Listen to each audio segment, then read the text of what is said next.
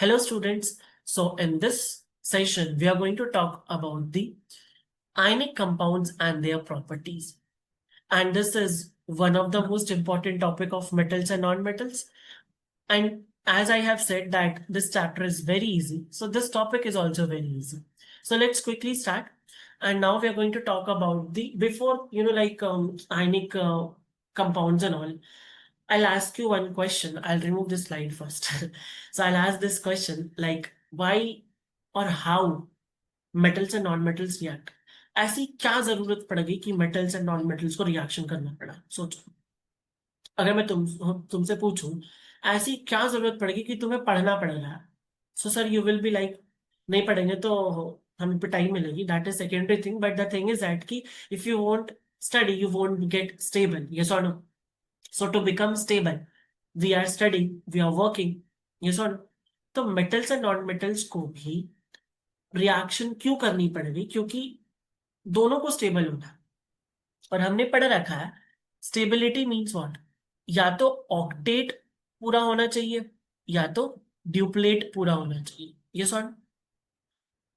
So that's the reason why metals and non metals are reactive. देखो, metals react to attain a stable configuration and non-metals also react to attain the stable configuration. So see, ये example तो मैंने बहुत बार दे रखा है. 2,8,1 sodium 11 होता है इसका एटॉमिक नंबर. एक इलेक्ट्रॉन लूज करेगा तो ये खुश हो जाएगा. क्यों? क्योंकि ये स्टेबल हो गया. अब इसने जो एक इलेक्ट्रॉन लूज किया है ना, इस इलेक्ट्रॉन पे किसकी नजर है? एक नॉन मेटल की. क्यों? क्योंकि एक नॉन मेटल यहाँ पे बैठा हुआ है और इसका एटॉमिक नंबर 17 है और इसके पास 2,8,7 इलेक्ट्रॉन्स है. ये सोचो कि किसी तरह से अगर मैं ये इलेक्ट्रॉन ले लूं तो भाई मैं तो स्टेबल हो जाऊंगा. और यही होता है. तो सोडियम ने एक इलेक्ट्रॉन रिलीज किया और वही इलेक्ट्रॉन क्लोरीन ने उठा के ले लिया और इन दोनों के ट्रांसफर के कारण जो बॉन्ड बना, दैट इज आयनिक.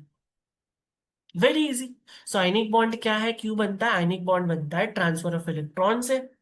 क्यों बनता है? दोनों मेटल्स और नॉन मेटल्स जो स्टेबल होना चाहते हैं तो एक इलेक्ट्रॉन लूज करते हैं, एक इलेक्ट्रॉन गेन करता है, जिसके कारण दोनों के बीच में बॉन्ड बन जाता है.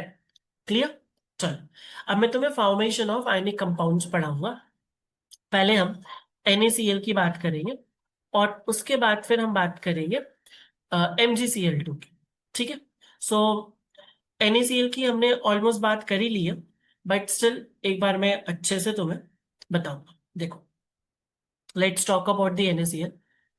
अच्छा, वन मोर थिंग, जब भी हम कोई इलेक्ट्रॉन डॉट स्ट्रक्चर बना रहे हो या कोई भी ऐसा स्ट्रक्चर बना रहे हैं जिसमें हम इलेक्ट्रॉन्स को रिप्रेजेंट करना चाहते हैं, तो हम सिर्फ आउटर मोस्ट शेल को रिप्रेजेंट करेंगे. हम बाकी अंदर के शेल को रिप्रेजेंट नहीं करेंगे. क्यों? क्योंकि देखो ना, इलेक्ट्रॉनिक कॉन्फ़िगरेशन क्या 2, 8, 1 है. इसमें से पार्टिसिपेट कौन कर रहा है? सिर्फ ये इलेक्ट्रॉन ना. तो फिर तुम्हें बाकी 10 को रिप्रेजेंट करने की क्या जरूरत है? करेक्ट? सो आज मैं यहाँ पे लिख रहा हूं Na gives Na positive plus 1 electron. We have already discussed. तो इसकी इलेक्ट्रॉनिक कॉन्फ़िगरेशन 2, 8, 1 हो गई, इसकी इलेक्ट्रॉनिक कॉन्फ़िगरेशन हो गई 2,8. इसको हमने बोला सोडियम कैटायन. अब इधर आ जाओ, क्लोरीन है. क्लोरीन ने क्या किया? एक इलेक्ट्रॉन लूज गेन किया, तो ये क्या बन गया? Cl negative. इसकी कॉन्फ़िगरेशन क्या थी? 2, 8,8,7. इसकी कॉन्फ़िगरेशन क्या होगी? 2,8,8. अब मैं बोल सकता हूँ सोडियम के पास जो इलेक्ट्रॉन था वो इलेक्ट्रॉन किसको दे दिया गया? क्लोरीन को. क्लोरीन के पास कितने इलेक्ट्रॉन्स है? 1, 2, 3, 4, 5, 6 इलेक्ट्रॉन्स थे. सॉरी, 7 इलेक्ट्रॉन्स थे. और एक इलेक्ट्रॉन कौन आ गया यहाँ पे? सोडियम का आ गया. And that's how ionic bond is form. तो हम इसको कैसे रिप्रेजेंट करेंगे? हम इसे Na पॉजिटिव और Cl में 1, 2, 3, 4, 5, 6, 7 और ये 8 Na का इलेक्ट्रॉन को रिप्रेजेंट कर दिया. एंड यहाँ पे माइनस चार्ज लगा. That's how we are going to represent the formation of ionic compound. MgCl2 भी similar way में है. Okay, so now right now we are going to discuss about the MgCl2. NaCl we have discussed. देखो, see, so Mg is going to what? Going to lose the electron. कितने electron lose करेगा? Why I'm adding plus charge here? It will lose electron, right? So wait, I should write like this. अरे what is happening? Huh? चलो देखो. So my slides are like, no sir, you teach that one. See, so Mg plus 2 electron, yes or no? So we have got plus 2 charge. 2 comma 8 comma 2 was the electronic configuration because Mg was 12. यहाँ पे 2 comma 8 हो गया. Chlorine क्या था? Chlorine was 2 comma 8 comma 7, तो हमने उसको क्या कर दिया 2 कॉमा 8 कॉमा 8. मैं not writing chlorine again because we have already discussed that. अब देखो यहाँ पे क्या हो रहा है सर, Mg के पास तो 2 इलेक्ट्रॉन है और बेचारा क्लोरीन के पास 1 इलेक्ट्रॉन है. बैलेंस होगा क्या? नहीं होगा बैलेंस. तो हम क्या करेंगे, 2 क्लोरीन ले आएंगे. तो एक chlorine, wait I will change the colour.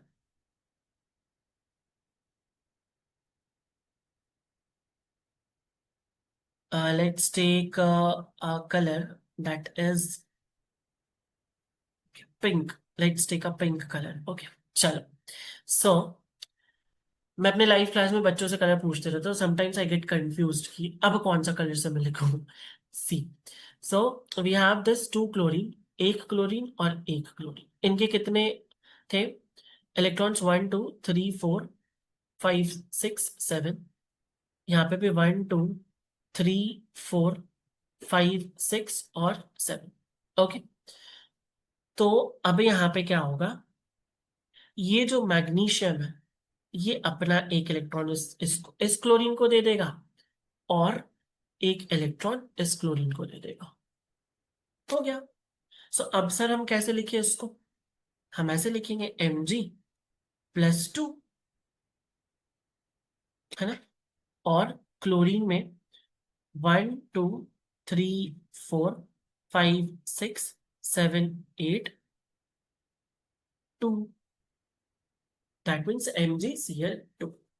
That was about the formation of ionic compound. अब मैं तुम्हें होमवर्क दे रहा हूं, तुम मुझे बताओगे KCl फॉर्मेशन, ठीक है, और तुम मुझे बताओगे कैल्शियम क्लोराइड फॉर्मेशन. ओके, और कहाँ भेजना है? Just check on my profile, there will be an option for like sending the messages, chat option. तुम सॉल्व करके अच्छे से फोटो खींच के मुझे भेज देना, मैं चेक करके तुम्हें बता दूंगा इज इट करेक्ट और नॉट. ओके, चलो. Now let's talk about the properties of ionic compound. Very easy. देखो, दोनों के बीच में बॉन्ड काफी मान लो ना, सपोज मैं एग्जांपल देता हूँ. तुम हो और तुम्हारे बेस्ट फ्रेंड हो, बचपन के फ्रेंड हो, यू नो. मैं आया, मैं दोनों के बारे में बोल रहा हूँ, तुम्हारे बारे में ऐसा बोले, तुम्हारे बारे में ऐसा बोले, तुम लोग दोनों के बीच में लड़ाई करवा दी. अगर तुम दोनों के बीच में लड़ाई हो गई, दैट मीन्स तुम्हारे बीच में बॉन्डिंग अच्छी नहीं थी. ये सुन, तो बाहर एक्सटर्नल फैक्टर आके तोड़ दिया तुम्हें आसानी से, दैट मीन्स बॉन्ड अच्छा नहीं था, स्ट्रांग नहीं था. अगर मान लो तुम दोनों बहुत अच्छे फ्रेंड्स हो और मैं कुछ आके तुम दोनों के बारे में अलग अलग बुराई किया, बट स्टिल यू डिसाइडेड कि नहीं, पहले हम खुद बात करेंगे फिर हम एक्शन लेंगे कुछ. So that represents that you guys have a good bond. So अगर बॉन्ड स्ट्रांग होगा तो जो बाहर वाला आग लगाने आ रहा है उसको ज्यादा आग लगाना पड़ेगा, ज्यादा एनर्जी लगानी पड़ेगी, राइट. सो सिमिलरली हम ऐसा बोल सकते हैं कि अगर बॉन्ड स्ट्रांग होता है तो हमें एनर्जी ज्यादा देनी पड़ेगी उसको तोड़ने के लिए. ठीक है, देखो ये समझ में आया. तो हम यहाँ पे देखते हैं मेल्टिंग एंड बॉइलिंग पॉइंट. तो इसका melting and boiling point high होता है. क्यों? क्योंकि पॉजिटिव और नेगेटिव आयंस के बीच में बॉन्ड काफी स्ट्रांग है, तो तुम्हें ज्यादा एनर्जी देनी पड़ेगी उनको तोड़ने के लिए. So large energy required to overcome strong inter ionic attraction, that is दो आयंस के बीच में जो अट्रैक्शन, इंटर आयनिक अट्रैक्शन. अब देखो सॉल्युबिलिटी क्या है, they are soluble in water insoluble non polar substance like kerosene and petrol. अब नॉन पोलर और पोलर क्या होता है, मैं थोड़ा सा समझाता हूँ। जैसे वाटर है बच्चों, वाटर की अगर तुम स्ट्रक्चर देखोगे ना, तो इसके पास एक लोन पेयर होता है, मतलब एक एक्स्ट्रा पेयर ऑफ इलेक्ट्रॉन होता है। तो थोड़े चार्जेस है वाटर के ऊपर। बट केरोसिन हो गया, पेट्रोल हो गया, इनके पास ऐसा कोई एक्स्ट्रा चार्ज नहीं है। तो ये बस न्यूट्रल है, कोई चार्ज नहीं इनके पास। तो इनमें कुछ घुलने के लिए अगर आएगा तो वो चार्ज ढूंढेगा। चार्ज नहीं मिला तो वो उसमें घूम अच्छे से मिक्स नहीं हो पाया। मेटल देखो, मेटल के पास चार्ज होता है, तो उसको चार्ज मिल गया। यहाँ पे मान लो प्लस चार्ज है ना, तो इसको नेगेटिव चार्ज मिल गया, थोड़ा सा बॉन्ड बना लेगा, घुल गया। राइट। तो पोलर सॉल्वेंट्स ऐसे सॉल्वेंट्स होते हैं जिनमें थोड़ा बहुत चार्ज होता है, और नॉन पोलर सॉल्वेंट्स ऐसे सॉल्वेंट्स होते हैं जिनमें चार्जेस नहीं होते। हालांकि देखो, मैंने ये बहुत ही बेसिक लेवल पे बताया है। जब तुम 11th में जाओगे तो polar solvent non polar solvent काफी अच्छा डिटेल में पढ़ोगे। मैंने बस तुम्हें एक छोटी सी बस झलक दी है। ओके, चलो। Now polar water molecule stabilise ions, non polar molecule solvents के नॉट। मतलब अगर मान लो मेरे पास पॉजिटिव चार्ज है, तो जो पानी में नेगेटिव चार्ज है लोन पे, उसको स्टेबलाइज कर सकता है। बट उस नेगेटिव चार्ज को नॉन पोलर सॉल्वेंट्स नहीं स्टेबलाइज कर सकते, क्योंकि उनके पास चार्ज है ही नहीं। करेक्ट। इलेक्ट्रिक कंडक्टिविटी, अब ध्यान से समझना। मैं सिर्फ तुम्हें सॉलिड स्टेट में ला दूं NaCl, डब्बा है, डब्बे में नमक लिखा हुआ है, और उसमें मैंने इलेक्ट्रिसिटी डाल दी, तो वो इलेक्ट्रिसिटी कंडक्ट नहीं करेगा। क्यों? क्योंकि अभी वो NaCl की फॉर्म में है। जब तुम उसको पानी में घोलोगे या मेल्ट करोगे, तो वो कन्वर्ट होगा Na पॉजिटिव और Cl नेगेटिव में। और अगर ये कन्वर्ट हो गया, तभी इलेक्ट्रिसिटी जो है कंडक्ट होगी, नहीं तो नहीं होगी। याद रखना है, बहुत इंपॉर्टेंट पॉइंट है। आयनिक कंपाउंड्स इलेक्ट्रिसिटी कब कंडक्ट करते हैं? जब वो उनके आयंस में डिसोसिएट हो जाए, या तो वो पॉजिटिव या तो वो नेगेटिव। ठीक है। So this was all about the ionic compounds, and we have discussed the formation of ionic compounds, and we have discussed the properties of ionic compounds. So that's all for today's session, and I hope that you understood all the topics. Keep practicing, keep solving questions. PYQ solve karo, books ke question solve karo, and I'll see you in the next time.